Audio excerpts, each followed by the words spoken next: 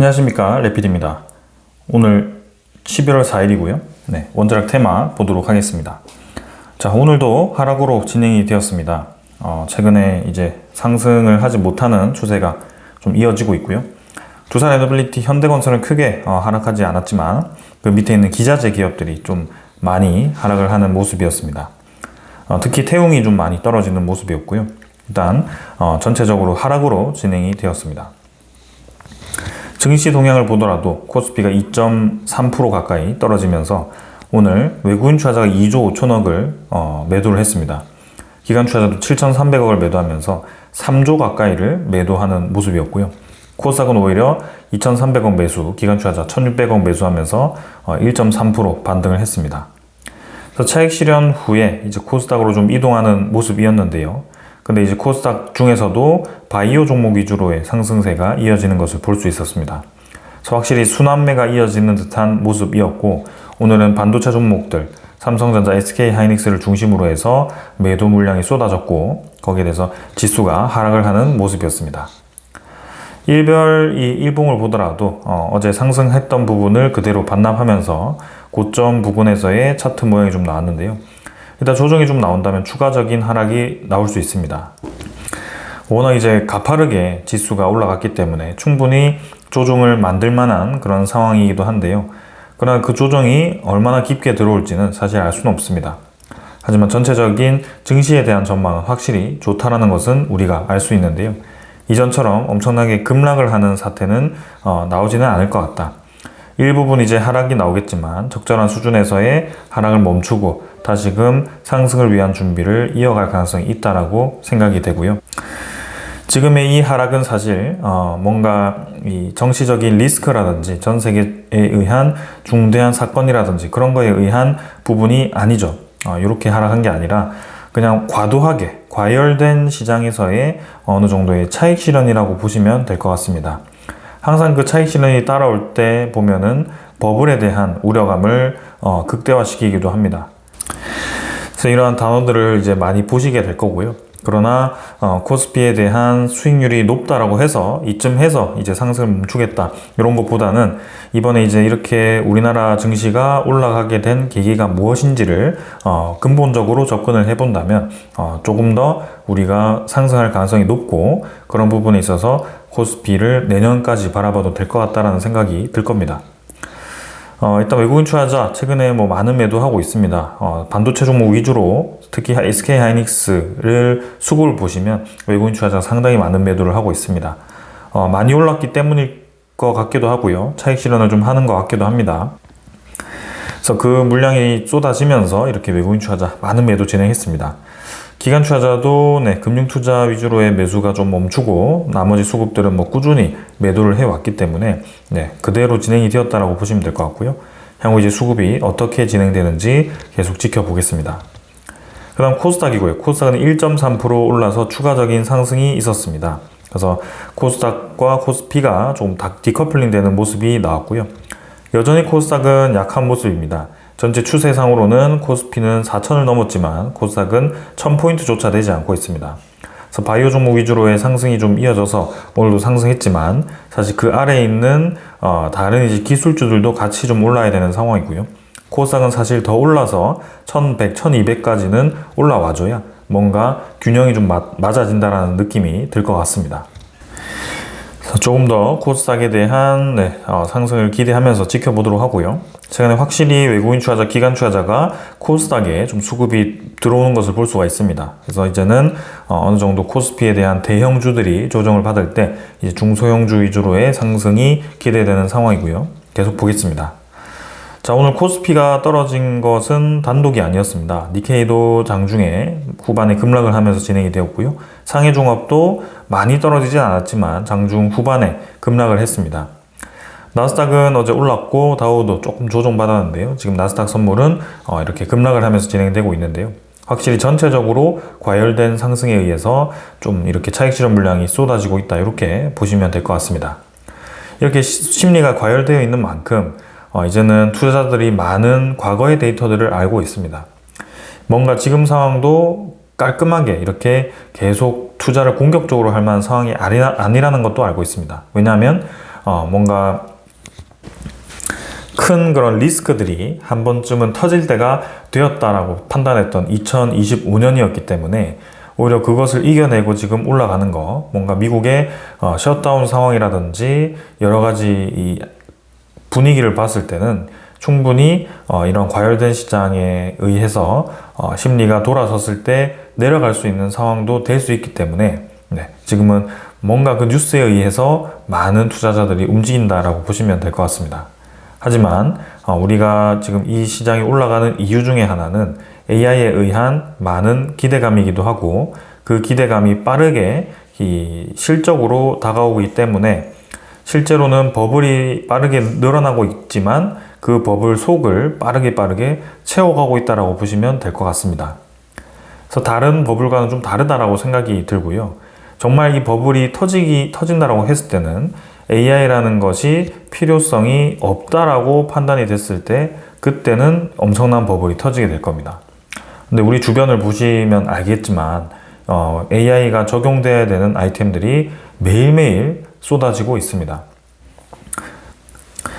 챗 GPT라는 오픈 AI가 만든 그런 이 대화형 AI라든지 카카오톡도 그렇고 네이버도 그걸 이제 만들고 있고요.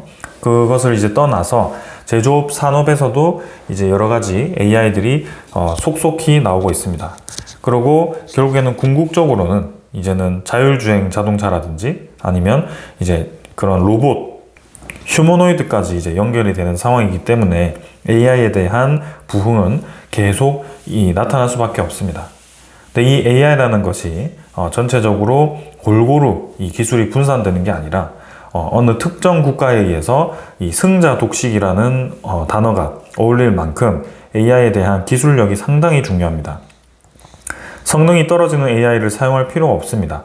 우리는 똑똑한 로봇이라든지 똑똑한 자율주행, 똑똑한 이 프로그램을 활용해야지 이제는 경쟁에서 이길 수 있습니다. 그렇기 때문에 점점 더 이 승자에 대한 수요가 높아질 수밖에 없는 구조로 가고 있고요. 그러한 승자 독식 구조가 계속해서 이 전체적인 경쟁을 부추기고 있습니다.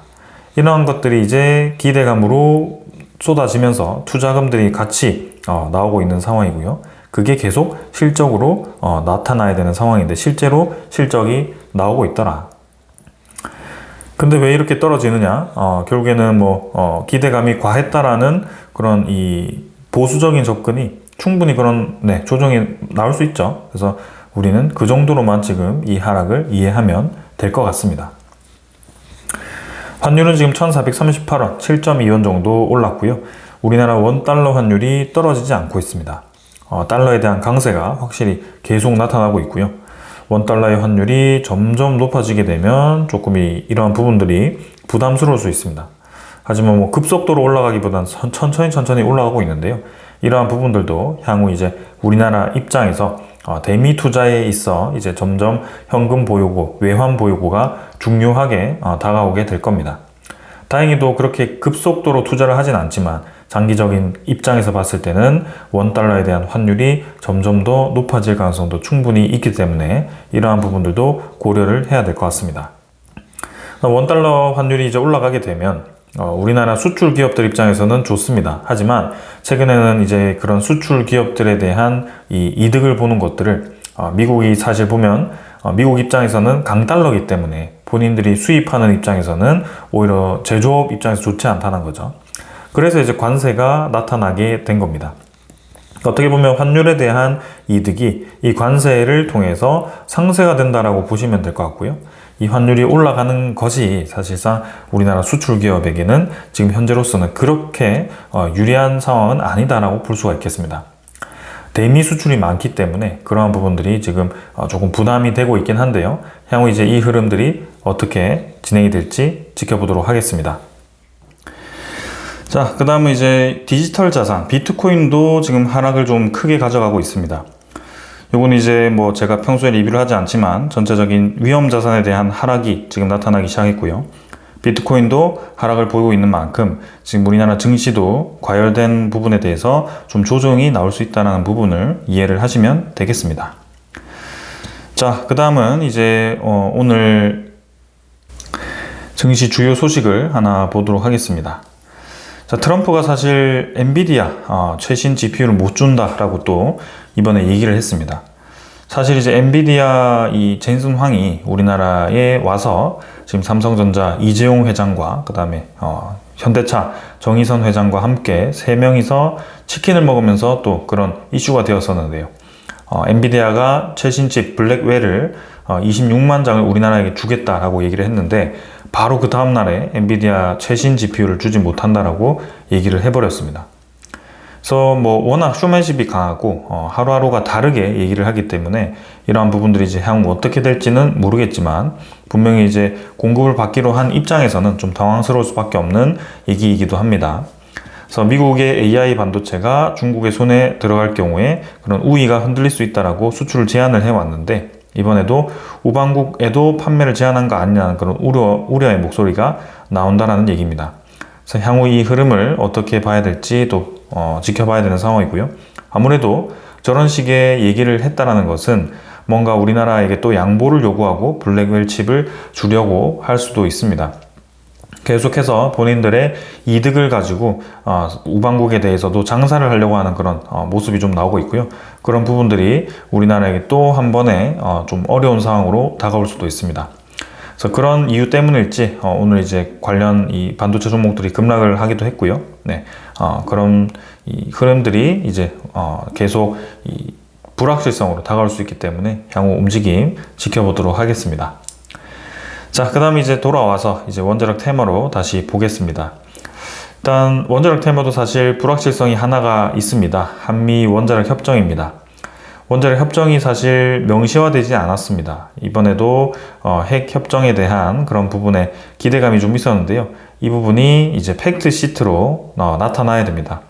그래서 조만간 이 팩트 시트가 발표가 될 거다라고 기대감을 가지고 있는데요.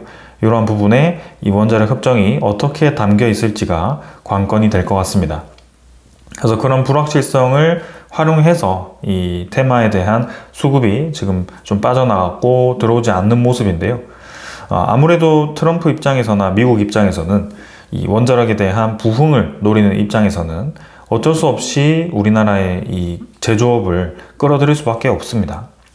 그래서 결국에는 이 협정은 들어갈 수밖에 없는데 이제는 어떻게 들어가느냐가 관건이 되겠죠. 그래서 민간 기업들 입장에서는 어떤 결과가 나오든 간에 우리 민간 기업들은 수출의 이 기회가 커진다라고 보시면 되는데 이제 국가 간의 기술력의 그런 이제 기술적인 측면에서 주도권 싸움으로 본다고 한다면 사실 우리가 을로 지금 들어갈 수밖에 없는 상황이 되었기 때문에 그런 식의 움직임이 나올 수는 있다.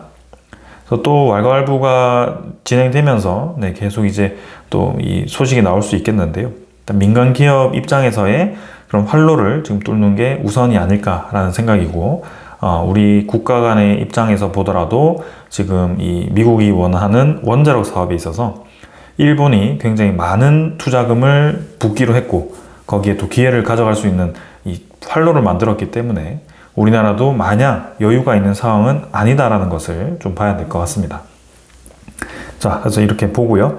자, 그럼 이제 차트 하나씩 보겠습니다. 두산에너빌리티 88,300원, 1,200원 하락했고요. 계단식의 움직임 지속되고 있습니다. 오늘 사실 큰 움직임 없다가 마지막에 쭉 떨어졌는데 두산에너빌리티는 확실히 강합니다.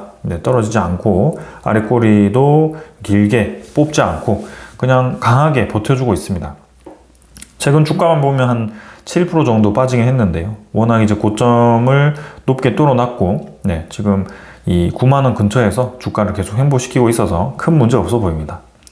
외국인 투자자 4일 정도 매도했지만 30만 주 정도 오늘 매도해서 크게 매도 없었고요. 기관 투자자도 오히려 9만 2천 주 매도하면서 사실 뭐 거의 수급적으로는 변화는 없었습니다.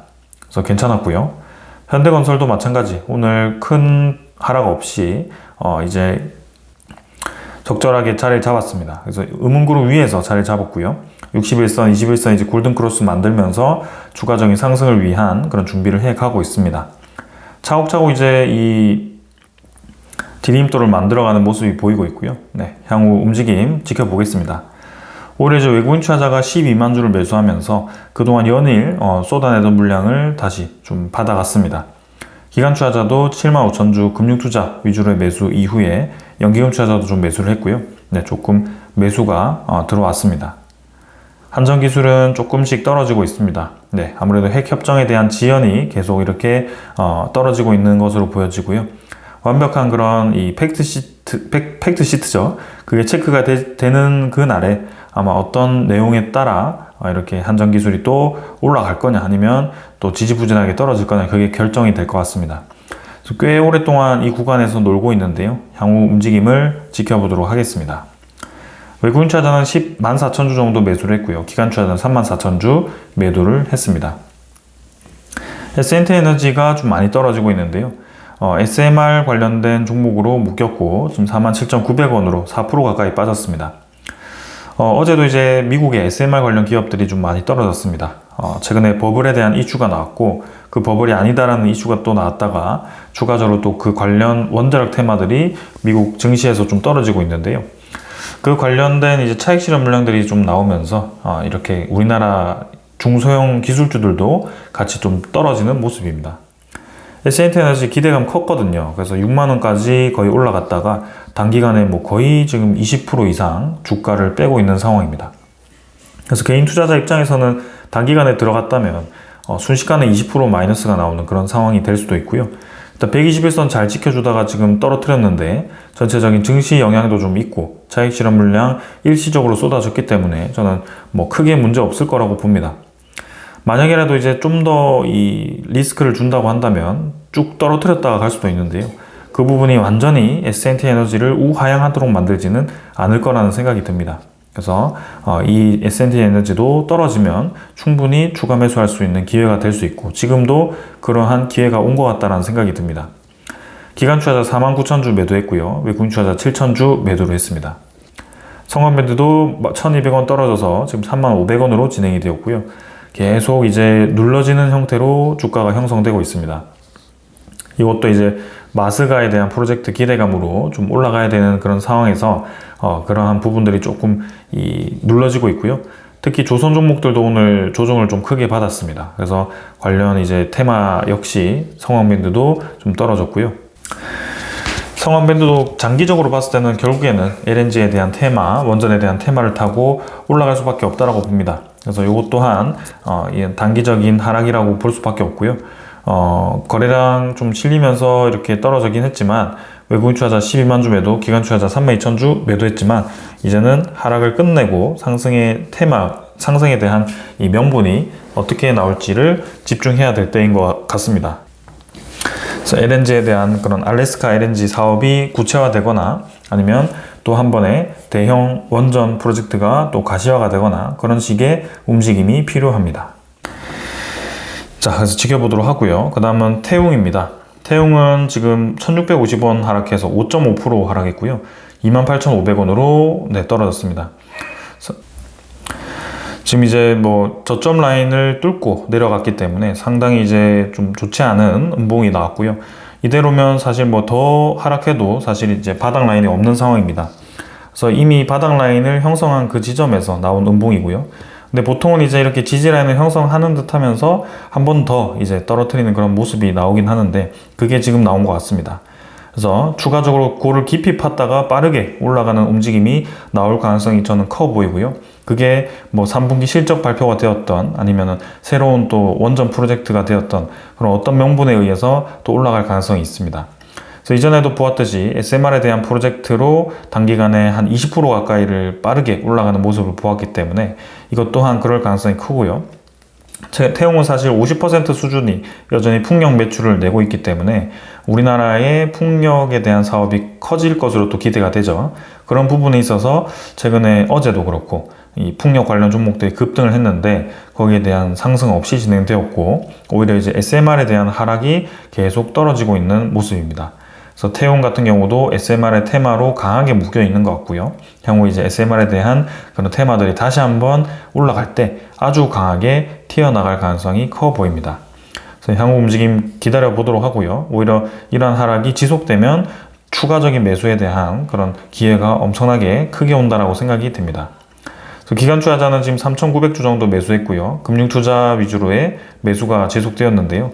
향후 뭐 다른 이제 수급이 들어올지 일단 지켜보도록 하겠습니다.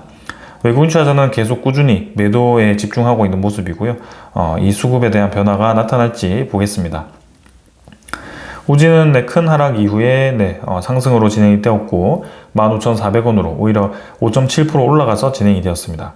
거래량은 좀 약했고요. 일단 바닥 라인 정도에서 이렇게 반등을 했는데 일단 뭐 단기간의 기술적인 반등일지 아니면 이대로 상승을 위한 움직임이 나올지 좀 보겠습니다. 그러나 전체적인 테마가 좀 하락을 했는데 혼자 올라간 것으로 보여지고요.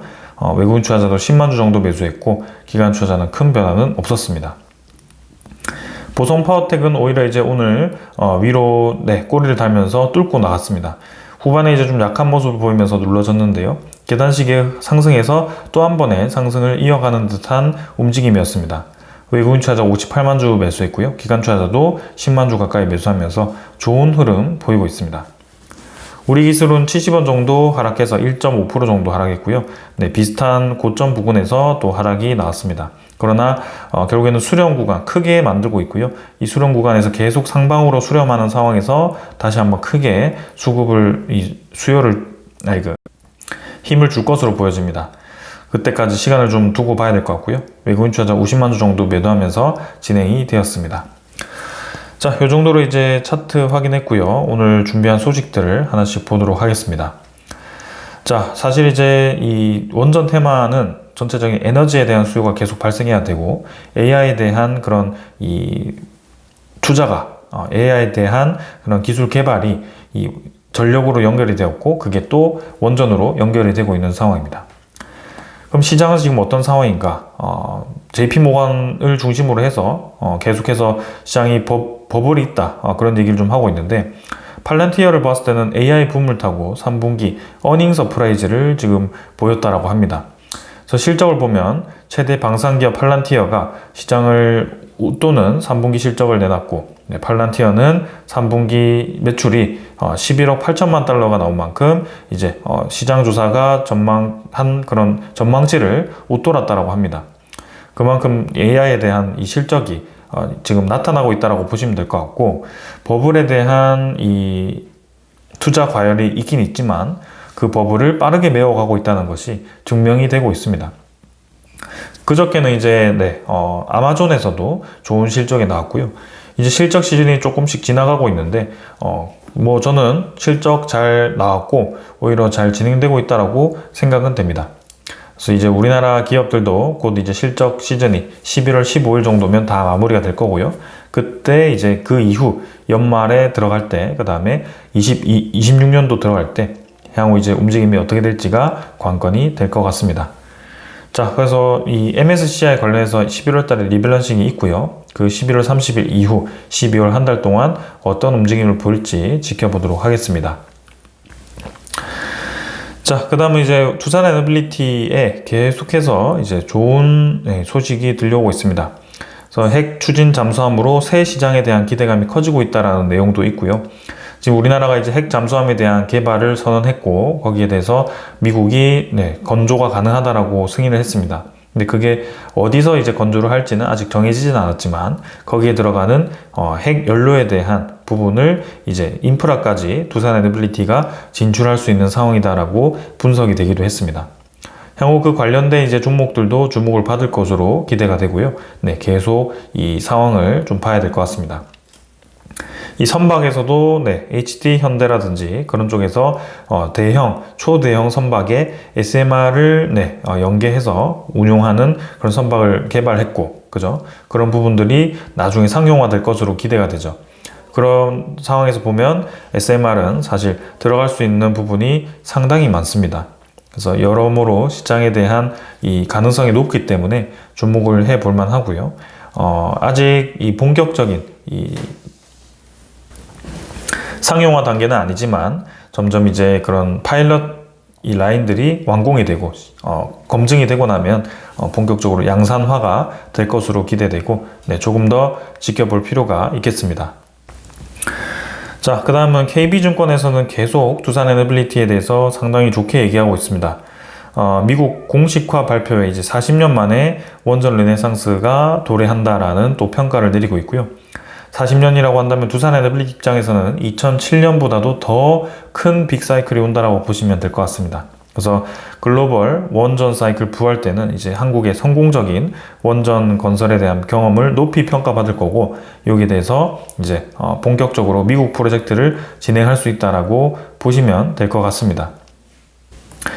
얼마 전에 발표했던 미국의 이제 115조 원을 투자해서 그런 이제 핵에 대한 개발을 하겠다, 프로젝트들을 착공하겠다라고 발표를 했는데요.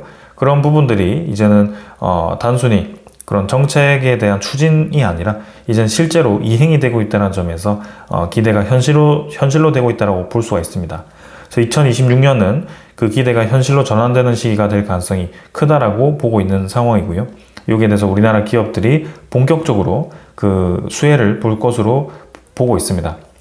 그래서 현대건설, 두산에너빌리티, 한국전력 등 원전 밸류체인 전반의 장기적인 확신을 가져도 되는 이유다라고 얘기를 할 만큼 상당히 시장이 장기적으로 지금 커지려고 하는 모습이고요. 신규 원전 사이클에 대한 부활로 이제 나타나게 될 겁니다. 자, 그래서 그 아래에 있는 기업들도 당연히 주목을 받아야 될 것으로 보여지고요. 우리나라 관련된 기업들이 2026년부터 해서 상당히 큰 역할을 할 건데 상당히 기대가 많이 됩니다.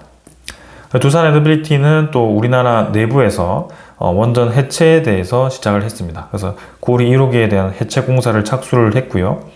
이번에 이제 두산에너빌리티가 원전 해체를 성공적으로 수행을 한다면 이제 향후 우리나라 두 번째 원전 해체라든지 아니면 해외에 대한 해체 사업도 수주를 할 가능성이 커 보이고요. 신규 원전에 대한 건설 시장도 있고 SMR에 대한 건설 시장도 있고 이제는 원자력 해체 시장도 있기 때문에 이러한 부분이 상당히 두산에너빌리티에 장기적으로 일감을 공급을 할 겁니다. 그래서 핵 폐기물을 보관할 수 있는 캐스크라든지 그런 여러모로 이제 사업을 확장시키면서 활성화가 될 텐데, 이제는 이전에 볼 수 없었던 수준의 일감을 받을 거기 때문에 그런 것들이 현실화되면 두산에너빌리티의 가치는 점점 커질 것으로 기대가 됩니다. 자, 그리고 현대건설도 지금 미국의 원전 전문가를 영입을 했고요. 미국의 시장을 공략한다, 본격적으로 이제 공략하겠다라고 얘기를 하고 있습니다. 그래서 웨스팅하우스의 전 부사장을 이제 영입을 했고 현지 인허가 등 후방 지원을 맡는다라고 얘기를 했습니다. 그래서 대형 원전 4기를 내년 본 계약을 기대를 하고 있고, 현대건설 또한 상당히 큰 지금 이 기대감을 가지고 있습니다. 이미 일찌감치 웨스팅하우스와 협력을 하고 있는 만큼 저렇게 전 웨스팅하우스에 대한 이 고위 인사를 영입했다는 것은 본격적으로 이제 웨스팅하우스와 협력을 하겠다라는 뜻인 것 같고요. 그리고 지피지기 백전불태죠. 그래서 상대방을 잘 알기 위해서 저렇게 영입을 한 것으로 보여집니다. 두산에너빌리티, 현대건설 상당히 좋아 보입니다. 그리고 현대건설과 두산에너빌리티가 포함된 이제 페르미와 이제 텍사스 쪽 대형 플랜트를 이제 계약을 앞두고 있죠. 그게 그 페르미가 상장을 했었는데 목표 주가가 27달러에서 33달러로 상향을 했습니다. 그래서 계속 이제 좋은 분위기 이어가는 듯 하고요. AI가 버블인 듯 하면서도 버블이 아닌 그런 상황이 이어지고 있는 상황입니다. 자, 그리고 이제 우리나라도 지금 제일 중요한 것은 원자력 협정에 대한 개정 물꼬를 텄는데 그게 이제 어떻게 이 팩트 시트에 들어가게 될지가 중요하다라는 거겠죠. 그래서 이제 농축 재처리 확보를 한 것을 이제 공식적으로 발표를 해야 되는 상황인데요. 이제는 정부 및 관련 업계에 따르면 한미 양국이 조만간 발표할 정상회담 결과 문서인 안보 분야 팩트 시트에는 국방비 증액과 핵 추진 잠수함 도입, 원자력 협정 개정 등이 담길 예정이다라고 내용이 나왔습니다. 그래서 조만간이라고 하는 기간이 언제인지 모르겠지만 여기에 그 팩트 시트에 이제 우리나라와 원자력 협정 개정에 대한 내용이 들어가게 된다면 지금 이제 계속 다운되어 있던 우리나라 원자력 기업들이 다시 한번 크게 움직일 가능성이 커 보인다라는 생각입니다. 그러니까 추가로 우리나라 산업부 장관이 이전에 얘기를 했듯이 미국과 원전 협력에 만우가 제안을 검토한 것을 우리는 아직 결과를 보지 못했습니다.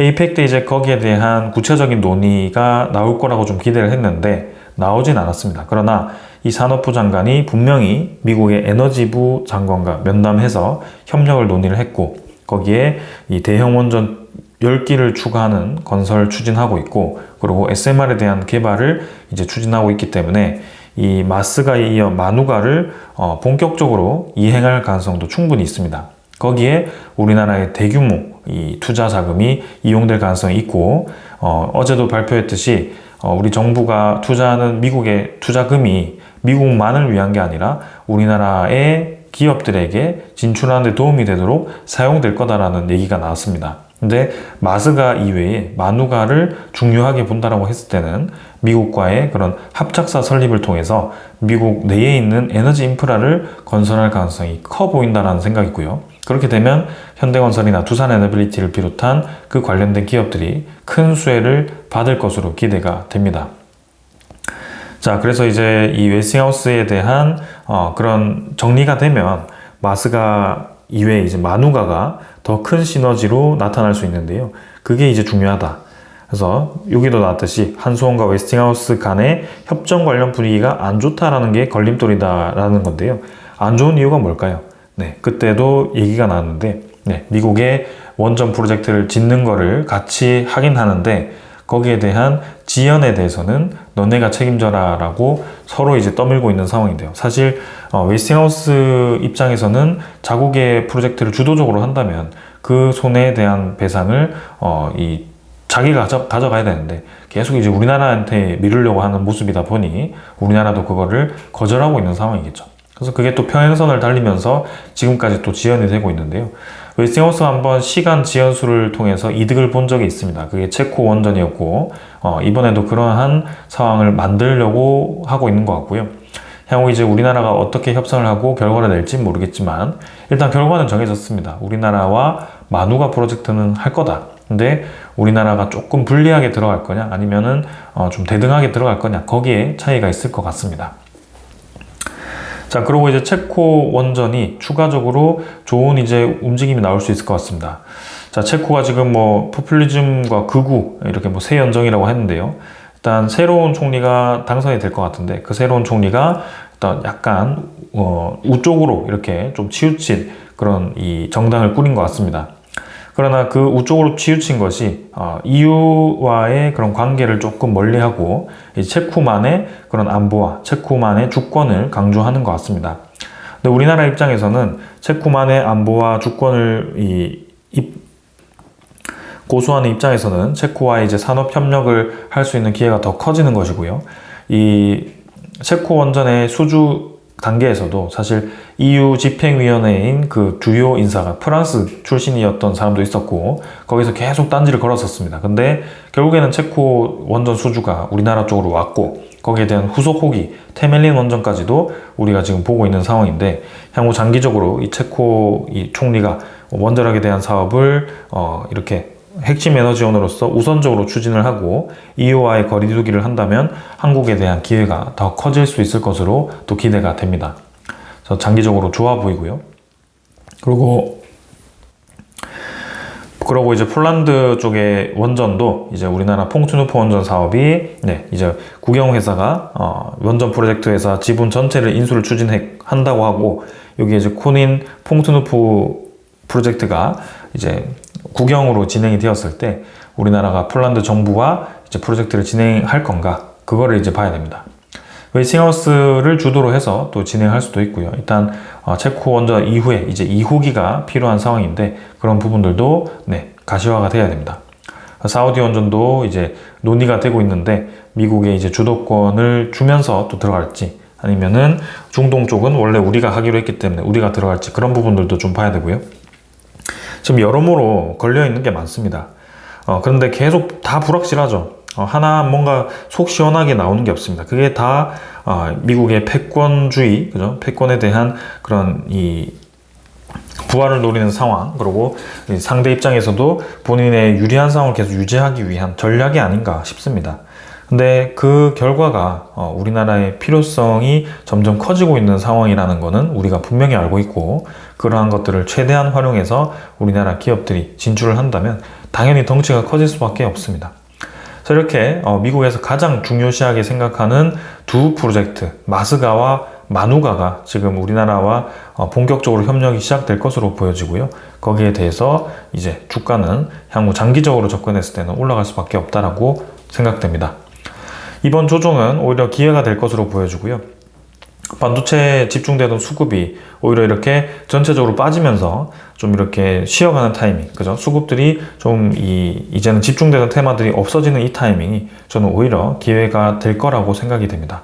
요때 이제 이렇게 다 조정을 받을 때 확실한 이제 소스가 오픈이 된다면 팩트 시트 이제 들어갔을 때 우리나라 협정 개정이 들어갔고, 그죠? 한미 핵 개정에 이제 우리나라가 재처리를 할 수 있는 내용과 그 다음에 마누가 프로젝트를 통해서 우리나라 기업들이 합작사 설립이라든지 그런 웨스팅하우스의 이런 웨스팅하우스가 들어가는 향후 10기 프로젝트에 대해서 모두 다 들어가게 되는 거, 그 다음에 SMR 관련해서도 이제 장기적으로 우리나라와 협력을 하고 그 장기 공급 계약을 하게 되는 그런 상황이 된다면 당연히 뻥튀기가 되겠죠. 네, 수배, 혹은 10배까지도 올라갈 수 있을 거라고 봅니다. 자, 그래서 그런 부분 기대하면서 지켜보도록 하고요. 네, 내일 또 뵙도록 하겠습니다. 감사합니다.